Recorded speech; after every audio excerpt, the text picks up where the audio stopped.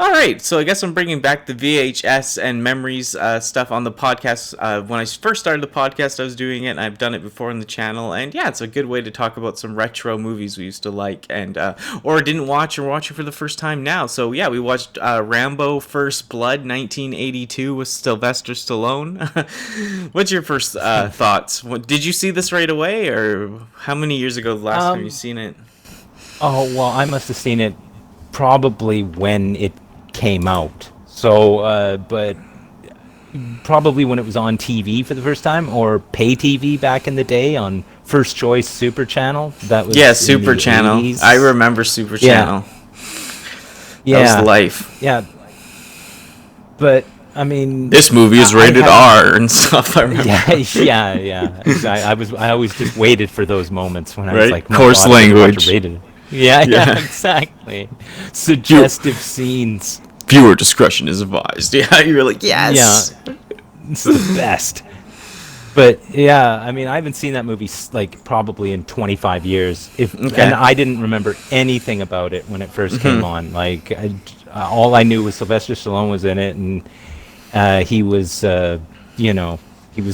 something bad was going to happen to him, and he was going to be mad about it. That was basically what I remember Rambo, or Yeah. First Blood to be about. First Blood, yeah, no, people always call it Rambo, but yeah, I guess it's just to let the people know if they haven't seen it, he's like a Vietnam veteran that's come back from Vietnam, and there's people protesting against the war, and he's kind of like just kind of lost, trying to figure out what to do after the war. Well, Like, yeah, I or mean, it's years after, but he's used to being treated badly because, yeah, after the Vietnam War, the veterans weren't really treated that well. So he was kind of used to being a loner, and you don't really know why he's kind of so introverted and stuff right away. He's just quiet. He's walking around. He's trying to find his way. his old or friends whatever. too, right? He's trying to His go to meet, lookup, yeah, yeah, yeah, old and platoon buddies or whatever you want to call it. yeah, and you kind of don't, you know, you're not really, there's no real insight into what kind of person he is, right, in the beginning, and so you just figure he's just this kind of guy walking around, you have no idea what he's like. And I mean, that's basically the setup for the movie, is that you don't know what he's like, and then you kind of find out later on what he's like. And I mean, just what got me right at the beginning was that early 80s Canadian aesthetic of, Yeah, because it was shot in like, Hope. all the and all like the old cars and the Yeah. old stores, and just how everything was so cool and brown and orange back in the day. And I loved seeing that, because like that just represents like most of my childhood was Yeah. that. Yeah, I So- remember seeing that really young, and I do like that part. I like the tone and colors of the movie for sure, like the old cars and just how he, like the greens, and yeah, it was filmed in Hope. That's like 3 hours away from where I live in BC, British Columbia, and it just has this it really feels like the area is alive, like it's a character itself. The just the surroundings I feel in this movie. Yeah, totally. And yeah, it's just like if it gets you in, and yeah, like he's not a guy like it's Sylvester Stallone. He was never known for giving huge speeches, and like in the beginning of the movie too, like he's kind of the silent type, but it works. This movie is like kind of lower budget, I'm guessing, but it really works. Like it's not super low budget or anything, but you know what I mean. It's not over the top. Like it's outside mostly. Yeah, it couldn't have cost that much to make. I mean, most of there are no real special effects. I mean, there's a few. I mean, things are on fire. You know what I mean? That's Exactly. the kind Things of are special effects exploding. you're getting. Yeah, things are exploding even off camera, I've noticed. And yeah, and so basically like he could see the beginning of the movie, he's wandering around, he's looking for his homies. Some of them have died because they died from the poisoning from cancer from stuff they used in Vietnam, the sprays or whatever, right? So he's all sad, like the war basically killed his friend anyways. And then he wanders into that town, and he kind of comes against a cruel like sheriff and a bad bunch of deputies, I'd say. Hey, like he gets treated, judged on appearance type of thing, or This is what I didn't understand, because I'm watching it now in 2019, and I'm looking and I'm like, why is this cop being such a jerk to John Rambo? Like, he's like, cut your hair, and I'm looking at Rambo and it's just barely over his ears, and I'm like, are you really like calling him a? What is the problem that this cop has with this guy? I couldn't figure it out. Like, it's just like, I'm just going to be mean to this guy. But it was all based on Rambo's looks. And I mean, to me, I'm like, what's wrong with the guy wearing a military jacket and having slightly long hair? Like, he drives him out of town. Like, I think it's like the thing too, town. like he just represents what could happen. It's like, lots of homeless people coming to like like he doesn't want a whole bunch of just drifter John Rambo guys in his town or something. Yeah. That's what he says, but yeah, it was just so weird. Like, I just thought, totally. Well, I guess, like, you don't know what this guy has in his pocket. Like, why would you want him out of town? It just doesn't really make sense. I'm just wondering too, like, if it's a timing thing, like the tension back there was way more for those guys or something, like the Vietnam vets. Well, it must be, but the thing is, as Canadians, we don't really know like what it was like. How are we supposed to? We can't relate to that. So I'm watching it, and I'm like, I guess they didn't like them that much that they'd run him out of town. I guess, but it's just basically his looks and the ideal that he stands for. So that was the thing. It's that kind of disconnect being Canadian, watching this Vietnam vet getting treated poorly, and I'm like, well, I don't know. This must have happened, I guess. Yeah, I feel like, because when I was really young, I watched a lot of war movies, so I like, for some reason, I saw a lot of stuff on Vietnam, and I love Platoon, so I kind of always knew there was, like, some,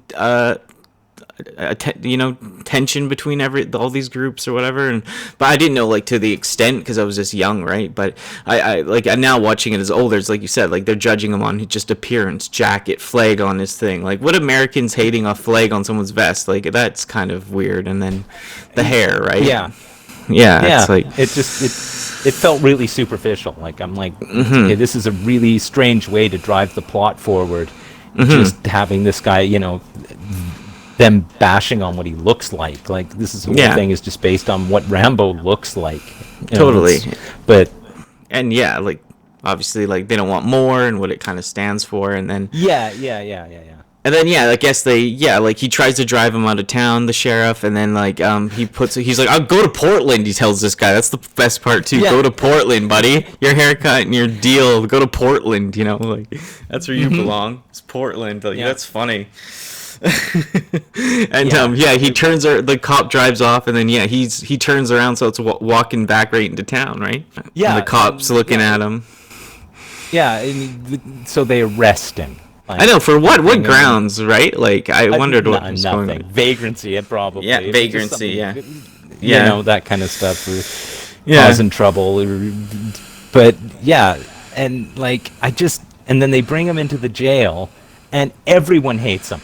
They're like, I know. There are people who are like hate him even more than the sheriff. Like, I know, and it's weird. It's like there's a homo vibe in that jail. Like, when the guy's spraying him with the hose, and he's like, the other guy doesn't want to watch it, and he's like, you don't like water sports, boy, or whatever. It's like, I know, just unbelievable. Like, you're just like, this escalated very quickly, like, right? Very quickly to this point, and but you couldn't move the plot forward like any other way than the way that they were doing it. So when he finally like snapped after the guy got the billy club around his neck, and he started and the razor flashbacks with the razors and stuff. They were gonna shave him to make him look presentable. Like, right? He barely had 5 o'clock shadow. Like, I know. They're like, nobody shaves with that much beard on. Like, the guy's like, he don't need no soap or whatever. Yeah, that's right. We're gonna clean you up, hippie. And I'm looking at him, and it's like, hippie?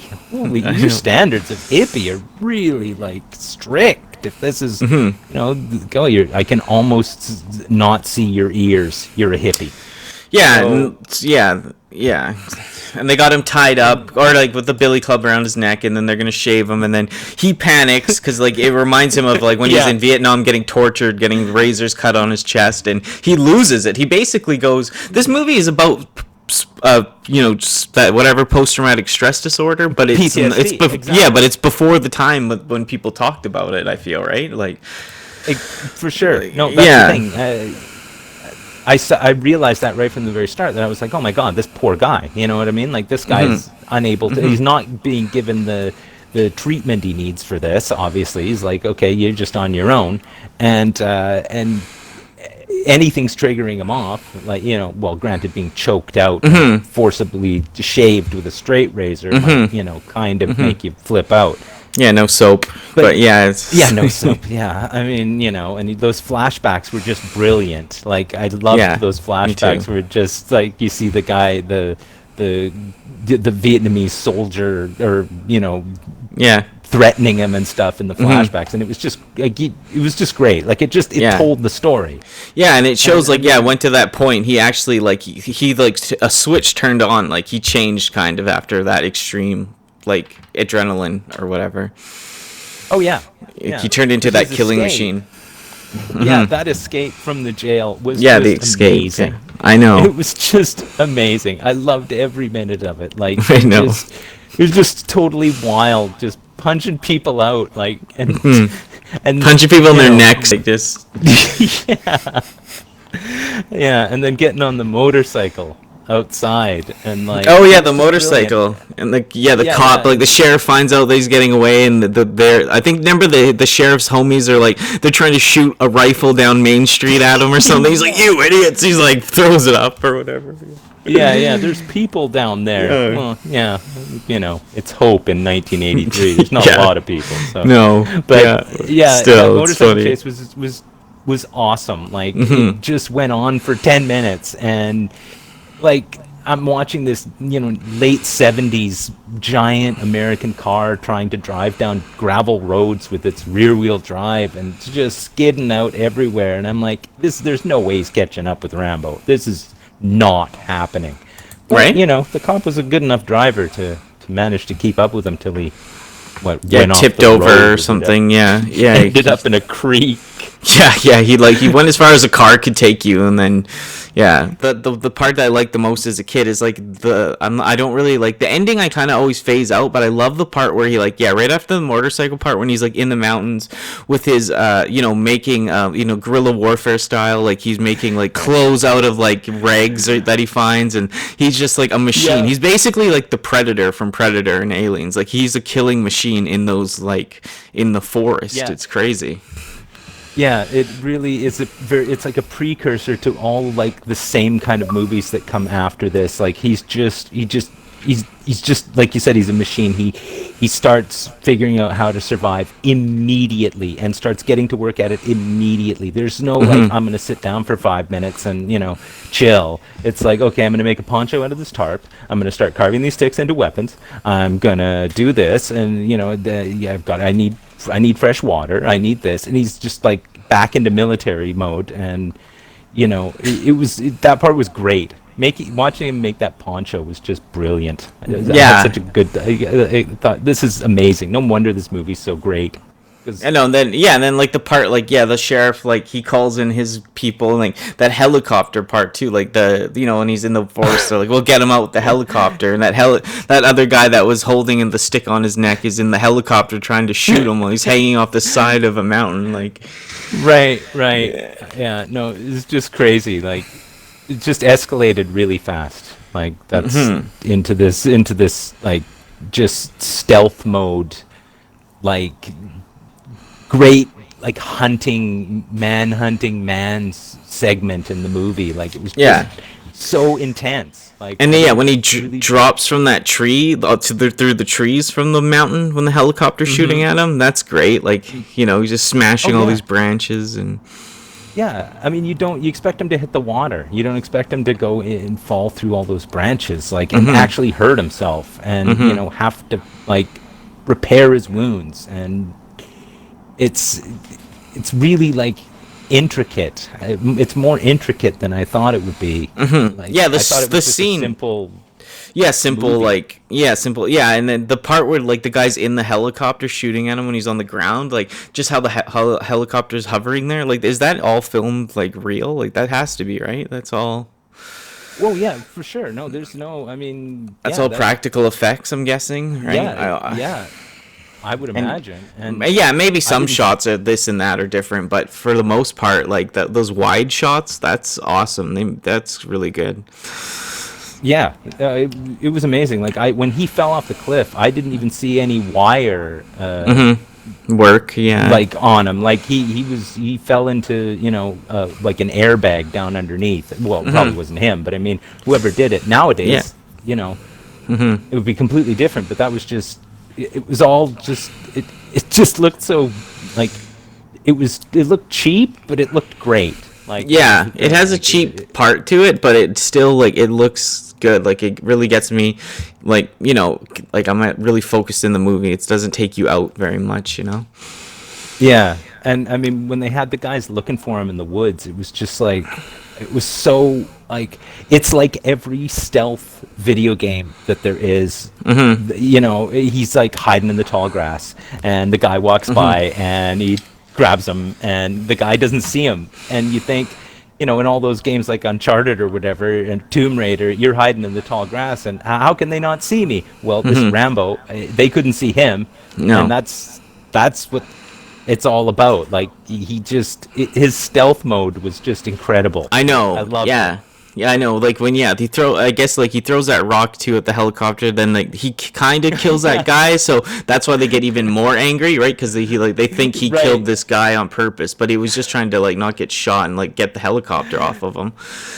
Yeah. And then yeah, like you said, then they're trying to track him down in the forest, and yeah, he basically like threatens all of them. He doesn't kill them though, but he shows how easy he could have killed that like sheriff and stuff. Like he's like he jumps out that bush, and I've seen this movie 100 times, and I still forgot about that part. It startled me when he put the knife against his throat when he just popped out of a bush like that. I was like, what the? No, it's Yeah. it's really good, and how he explains how he could have killed you. He could have killed all of them, but Yeah. he didn't because that's not what he wants to do. He just wants to get out of there. He just wants to mind his own business, and they just don't let him mind his own business. No, and then I'm not sure. Like, yeah, I guess like he hurts them all, and what they have to regroup, and then they get like these like half-ass army people or something that are like, I need to be back at the man. pharmacy tomorrow, Doug, or whatever. Like, it's Yeah, that was bad. Those army dudes. I know, they I weren't didn't even like- army. They're like National Guard dudes. okay. I just, like these are volunteers, right? And Yeah. why would they? And then the colonel shows up. What was it? The Colonel, yeah, Troutman. the Colonel's awesome. I loved him as a kid. He just shows up out of nowhere. I know he pops into that tent, and then at the end of the movie, he just pops right into that like place where Rambo is, like that's like gas station or whatever. He's just like, Yeah. Rambo, put it down. He's like, what the? Yeah, yeah. But why did they give those National Guard trainees rocket launcher? Like Yeah. that was one part where I'm just like, who's got the rocket launcher? The one guy says, or bazooka, and I'm like, Yeah. who's got the bazooka? I know. Are you kidding me? Like, why would you give these guys a bazooka? Like, that's just not the best idea. I don't know. think any of these guys are trained in like using a bazooka I know. in the woods. I know. Like, to capture someone, like, I know. I always thought that was weird too. Like they pull the guys like, "Where's the rocket launcher?" And so yeah, it's like a bazooka. It's like, what the? And they're so cowardly. He's like, "You go up there." He's like, "I'm afraid. I'm afraid." Yeah, and that whole part where he's after the crazy guy with the rocket launcher blows up the mine that he's hiding in, and Rambo is still in that mode where it's like that machine mode where he has to make a torch, he has to figure out how to get out, he knows how to get out, and he just it's all so methodical and great, right up to the point where he's attacked by 100 rats. I know the rats. The rats. What was that about? I know. They like, "Ee!" and then they all jump on him. Like they don't do that, do I'm they? like, I don't think so. And Yeah. why would there be 500 rats in this mine? Like, what are they eating? I mean, like, I guess they're eating bugs, but like, why would they go after him? Oh yeah, that's what I thought. Like you could see them; they might be like around you skirmishing, but yeah, like just to jump on you like a horror movie. I was like, that doesn't make sense. No, I thought, okay, well, they just needed something suspenseful to happen in this mine, and they chose this. But yeah, that was inexplicable as well. But I thought it was funny. Like, yeah, I thought it was funny, but I was just like, they're like biting his legs like vicious, like they're like insane. Like I was like, what the? No, I know, and it's the, I don't know why he was so freaked out. I mean, as the whatever he was, Green Beret or whatever he was, like all of a sudden he gets 4 rats on his back and he's losing it. I know, right? I know the rats. Yeah, that's the part I thought was funny too. They actually seem like they're shaking him up. I'm like, what? Yeah, no, he's shook, for sure. Right? But yeah, I mean, and even still, like they never let up. Like when he does get out of the mine and he climbs up that shaft, he comes out right where there's dozens of soldiers. Like they never. He doesn't come out in a place where he feels safe. He comes out immediately having to be,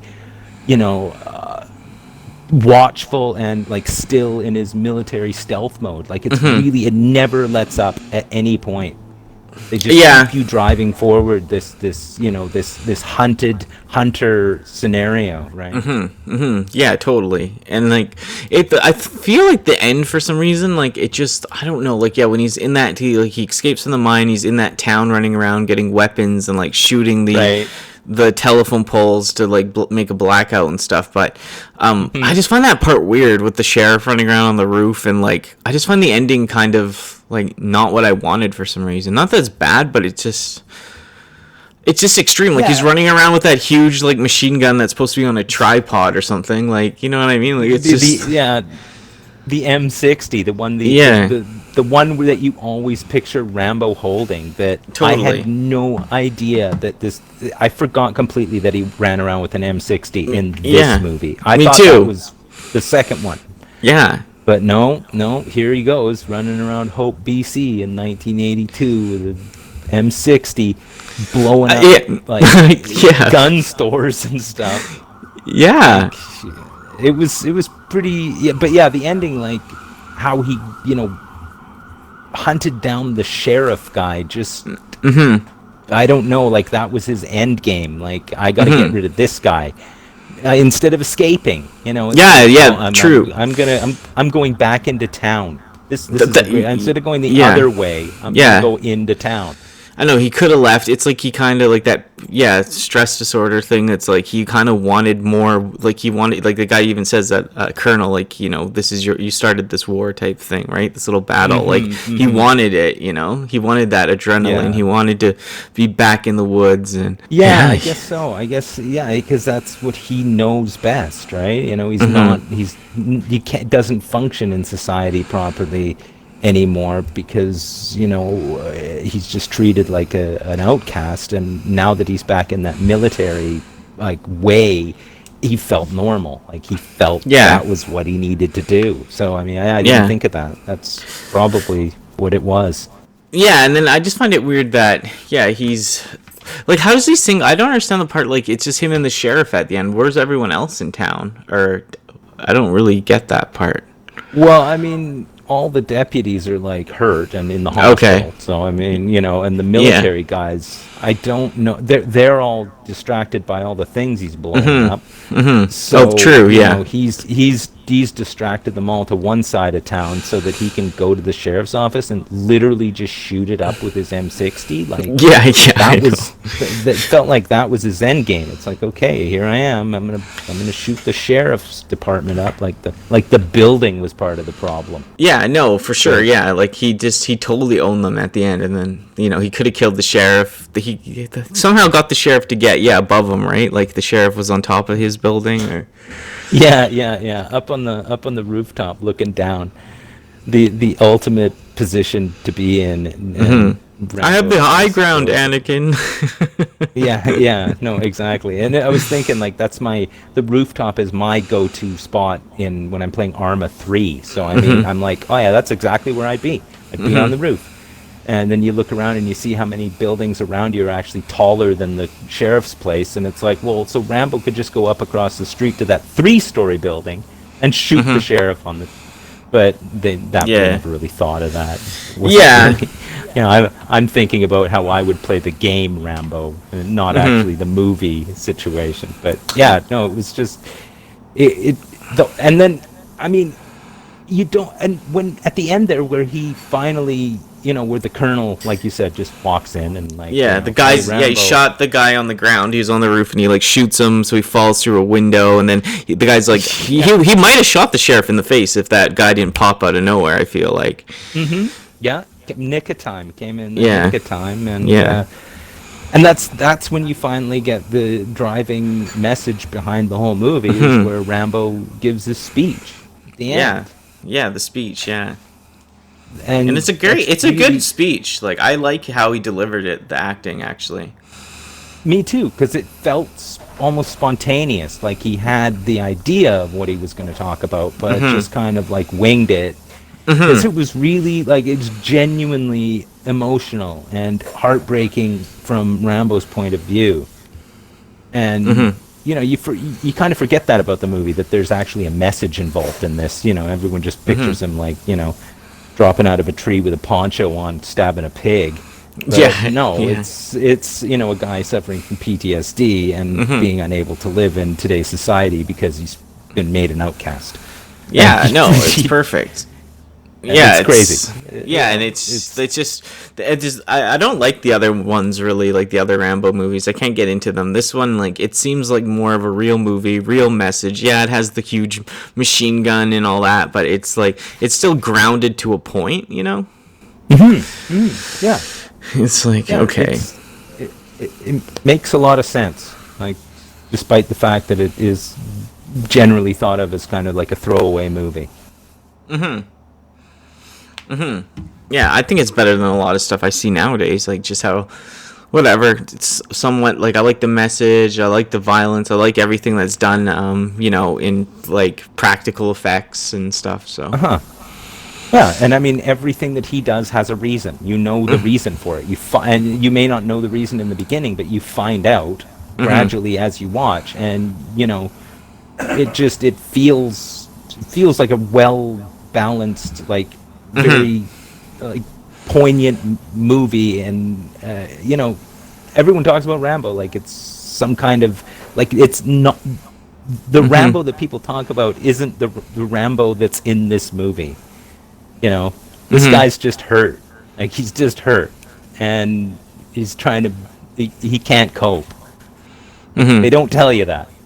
No, it's cool. Yeah, I think it's a bit ahead of its time too. Like, back then, like, people even barely talk about that PTSD. Yeah, like, sorry, the post-traumatic stress disorder now with soldiers, like that. You know, in the last 10 years, like, of course, with all that Iraq stuff, people talk about it more. But it's just, you know, 1982 to be going off on that. You know, wow. Because, like, you know, this movie's about being a man and stuff, you know, like a tough guy. Like, it doesn't matter what affects you. Like, you know, that's what people think, right? Like, exactly. And then, yeah, he's vulnerable at the end and with that guy, and he's kind of crying, and, you know, it was really good. I really thought the ending, it made a lot of sense, instead of just being like, they could have ended it a lot of different ways, but ending it like that was good stuff.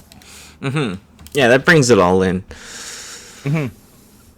Yeah, it's pretty good. Yeah, what would you say, like, something you didn't really like about it? Could you say anything? Like, one nitpick, or, you know what I mean? Well, I mean, the nitpicks are all just the silly plot devices, like the Colonel Troutman character is just so stereotypical. Like, totally. You know, it's like the military guy who's, like, just all business, no emotion, and, you know, talks in military jargon, and, you know, that kind of stuff. It was annoying, but it was necessary. Like, you needed it in order to to make the movie end. Yeah. But and the other stuff, like, you know, well, the rats were dumb. And the bazooka was dumb. The rats. Otherwise, bazooka. if you take it in context to when it was made, it's actually really good, and it still holds up. Like, I'm really happy I rewatched it, because I wouldn't have rewatched it, and I Yeah, would have, my opinion would have been different, because it was really totally. good. I'd recommend the movie, as it's it's not just a movie about a guy with a gun or a knife hiding in the woods. It's more than that. Totally. That's the thing. Yeah, one thing about it too is my mom showed it to me at a really young age. My mom really liked this movie as a kid. I think she really just loved Sylvester Stallone or whatever. Like, my mom was 18 when she had me, right? So it's like she was Right. basically a kid watching kid movies, and I'd be like, like, this came out in '82, time I was born. A couple years later, I was 4 years old and I was watching Rambo and loving every moment of it. So it's Right. Yeah. you and that's what I mean. I don't find this stuff. You watch it young. Back then, it didn't have an effect on me. I knew it was like imaginary mixed with real. It didn't scare me or nothing. Yeah. It's like, yeah, it's a cool movie, especially back then. Like, as a kid, like, I remember watching this movie, growing up, liking it, and yeah, it holds a special place for me in memories and timing, and my mom showing it to me, and just my taste in general growing up. It helped to like get into action movies, and I like Rocky as well, and other movies he's made. So Yeah. do you ever watch any of the other movies he's ever made, or? Oh yeah, for sure. Yeah, I like all the Rocky movies. I've seen the other Rambo movies, except for the newer ones. Yeah, those are bad. Yeah, I mean, I may watch them just to find out what they're like, but Yeah. I'm not gonna pay to watch them. I'm not gonna go to a theater, but No. yeah, and I mean, like, I don't think, I'm not one of those people who hates on like action stars like Stallone or whatever, because they know what they need to do to like make a movie that they're in, Exactly. So it's going to be corny to a certain degree, but if you kind of suspend your disbelief and kind of watch it at face value, he does exactly, it's what it says on the box. It's a Sylvester Stallone movie. What do you want? Yeah, no, I think he plays into it perfectly. It's not overacted much at all, and all the scenes that he's in, that if he is doing some of the if he's actually doing those stunts that it shows him doing, or like how much they got it kind of seamless with the stunt people and him, I think that's a really good job. Like, it looks pretty believable for most of it. So yeah. I wasn't looking at it seeing like when they were going to switch from him to a stunt double. Like, Right. I'm sure that wasn't him falling off the cliff. No. But other stuff, like, I don't see any reason why he couldn't have done that. Yeah, it was cool. Overall opinion, yeah, like, it's definitely worth watching. If you've never seen it, if you're like, probably if you were like, 20 right now, you wouldn't even know about it because you didn't see it in a rental store. It's like, it's one of those movies to go back and watch if you like action based, some sort of army level to it, and yeah. Yeah, it made me want to watch more of those early, like, those 80s and early 90s, like, military-based movies, like Commando or stuff. That was the first thing that I thought when I was watching it. I'm like, I want to watch Commando with Arnold Schwarzenegger, because, like, there's another guy walking around, shooting guns and stuff, back in the day. I want to see that. Yeah, it makes me want to watch. Yeah, I've never even seen that, really. Actually, it makes me want to watch. It makes me want to watch that and Predator as well. Oh yeah, Predator's great. Yeah. But yeah, we'll definitely be doing this more on the channel, on the podcast and everything. That'll be really fun, going over some other movies. I hope people enjoyed this. Anything else you want to say about the movie, or wrap it up, or? No. Just go ahead and watch it. Don't think it's just about a guy with a gun. It's more than that. Totally. Well, that wraps it up for this week's podcast. Thank you for listening. Thank you once again, Grubgun, for co-hosting. We're going to have Grubgun around here a lot more. He'll be co-hosting with me. We'll see how the Copa FTC thing goes. It's still up in the air right now. I know there's new details, but hopefully we can bring back the, some more of the nerdy collectible stuff. And yeah, I'm really doing that. I'm missing reviewing. I'm missing everything. But yeah, my people, the pod, yeah, go jump on Grubgun's channel. Links down below. He does vlogs. Yeah, you can hear him complain about some more stuff that's just perfect. And yeah, so thank you for being here. Thank you for listening. Yeah, I hope everyone's doing great. Yeah, like I said, we're trying to get my community and his community to mix a bit, you know, follow each other, help each other out, grow this stuff. I think I bring one perspective, he brings another perspective, both strong personalities, both people willing to share their actual feelings, and yeah, not you know, afraid to say something. And I know Grubgun definitely isn't afraid to say things about people or say things about ideas, you know, respectfully, of course, and with real criticism and blah blah blah. But thank you as always for listening. Yeah, the podcast will still be going even if the COPA stuff totally goes sideways. Like I said, we'll be talking about real issues, real matters, plus VHSs and fun stuff like that. But yeah, just we'll see how things go in the future, and yeah, hoping for the best, hoping to continue to be able to do some nerdy collectible stuff as well, and get back into some Transformers reviews. But yeah, hope you enjoyed this podcast. Yeah, thanks for listening as per usual. More content out soon. Like I said, I'm kind of holding back till I know a bit more on the collectible side, but yeah, I have tons of stuff planned, a few other videos for December, and a whole bunch of stuff. So as always, like, comment, share the podcast with a friend, comment, let us know what you think. I really appreciate it. If there are some sound issues and technical issues in this episode, sorry about that. We will be working those all out in the future as we keep going with this. Yeah, just glad we were able to get it done the way we did, and yeah, as always, stay strong, stay safe, stay positive, and this dolphin might even catch you on the flip side, y'all.